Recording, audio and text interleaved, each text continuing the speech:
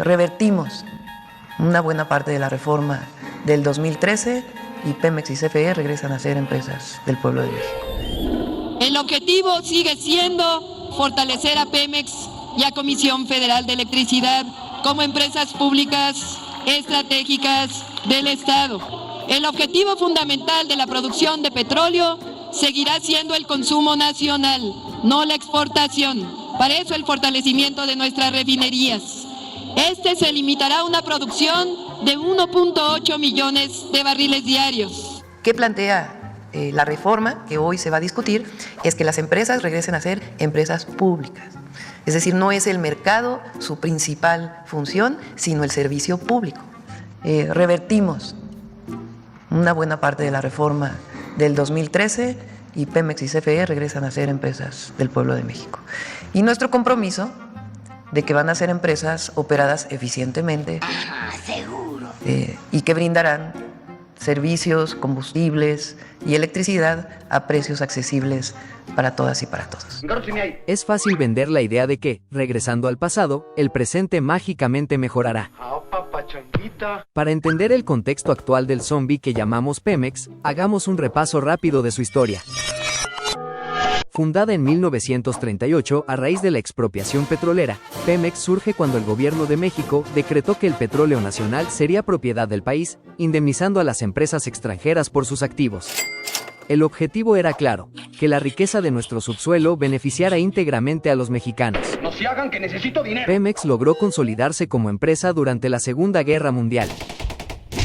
Estados Unidos necesitaba un proveedor de combustible cercano que no alimentara a sus enemigos, y en 1942 se firmó un acuerdo de compra preferencial, garantizando a México un flujo constante de ingresos que impulsaría su industrialización. De acuerdo. Para los años 60, Pemex era ya una empresa rentable, pero en 1976 dio un salto monumental tras el descubrimiento del yacimiento de Cantarell, uno de los más grandes del mundo en su momento.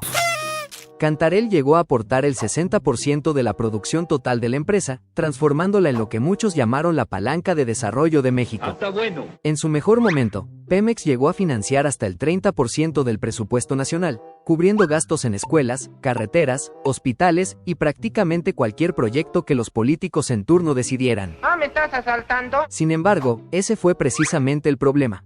Utilizaron a la paraestatal como una caja chica para obtener ingresos rápidos, ya fuera mediante ventas o créditos avalados con petróleo. Ya ni amuela. Así, entre la corrupción, un sindicato que aprovechó su poder político para conseguir privilegios excesivos, malas decisiones, escasa inversión y un saqueo constante, la empresa cayó en una grave crisis. No me des consejos, dame dinero. La reforma de 2013 intentó revitalizar Pemex, abriéndola a la inversión privada para que el Estado no tuviera que seguir financiando una compañía en constante deterioro.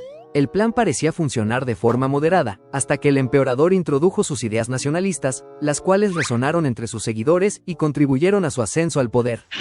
Con esta visión, impulsó cambios inexplicables desde un punto de vista lógico, pero muy útiles para sus chairo. Ya veo. Como investigar con simios. Su objetivo, rescatar a una empresa endeudada e incapaz de aumentar su producción, por el simple capricho de alcanzar independencia energética. ¡Córcholis! La meta, en teoría, era lograr la autosuficiencia, reducir las importaciones de combustible y producirlo todo localmente. Claro, ahora lo recuerdo. Con esa justificación, se invirtió en la refinería de Dos Bocas. Se va a construir la nueva refinería en $8,000 millones, para ser exactos. Mayo 2022 vamos a tener ya autosuficiencia en producción de gasolinas. ¿De qué habla? Luego de esta introducción, revisemos qué logró el macuspano y qué herencia recibe la calca. Una tristeza absoluta. Empecemos recordando que los resultados que veremos se alcanzaron tras una inversión de 2.1 billones de pesos, equivalente a 4 trenes Maya, el orgullo de la chairiza. Poniéndolo así suena bastante insensato. Para comenzar, tenemos la enorme deuda que arrastra Pemex, cercana a los $100,000 millones, más otros $20,000 millones que se adeudan a proveedores. ¡Oh, no! Es decir, pese a las exenciones fiscales, las inyecciones de capital y la inversión directa durante el sexenio, la deuda sigue en niveles alarmantes. Ciertísimo. En cuanto a producción, se tiene el crudo en el nivel más bajo de los últimos 40 años, con aproximadamente 1.5 millones de barriles diarios, lejos de los 2.4 millones prometidos. Exactamente. La capacidad de refinación nacional también se encuentra casi a la mitad de las metas de hace apenas 3 meses,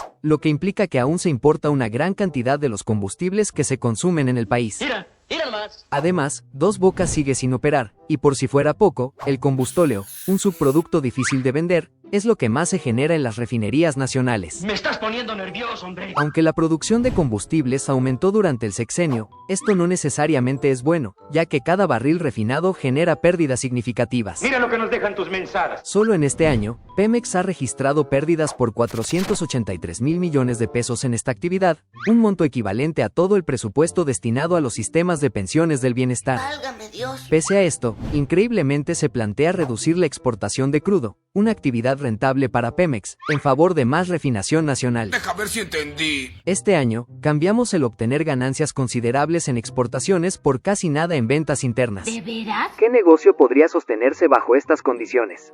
En este contexto, Pemex contribuye solo con el 1.1% del PIB nacional, mientras que empresas como Equinor, en Noruega, aportan un 14% y Aramco, en Arabia Saudita, hasta un 60%. Dramático giro, ¿no? La nueva reforma recientemente aprobada convierte a Pemex en una empresa pública. Esto significa que la deuda de Pemex, de cerca de 100,000 millones de dólares, recaerá directamente sobre el presupuesto nacional, limitando los recursos que podrían invertirse en sectores estratégicos como salud o educación. Entiendo. Con una deuda de estas dimensiones, el margen de maniobra fiscal del país se reduce considerablemente, lo que plantea serios desafíos para las futuras administraciones en términos de sostenibilidad económica. Es algo científico. Como dijimos, el manejo y planeación de Pemex en los últimos años se ha basado en las ideas viejunas del nacionalismo y la soberanía, como si generar deudas y enormes pérdidas no nos hiciera más dependientes del extranjero. ¿Eso es verdad? El reto que tiene la calca es gigantesco y por el bien de todos más vale que funcionen los planes para Pemex, porque hace apenas unos meses había quien decía que el petróleo no tenía ciencia y ya vimos a dónde nos llevó eso. Esto es un complot. ¿Qué opinas? Déjanos en los comentarios si consideras que la soberanía debe medirse en barriles de gasolina producidos o si existen áreas más importantes en las que invertir los pocos recursos que tenemos para garantizar un mejor futuro a los mexicanos. Ay, qué pregunta. Ayúdanos a combatir el reparto diario de atole. Gracias a todos y a todas. Gracias. Ya sé que sabe.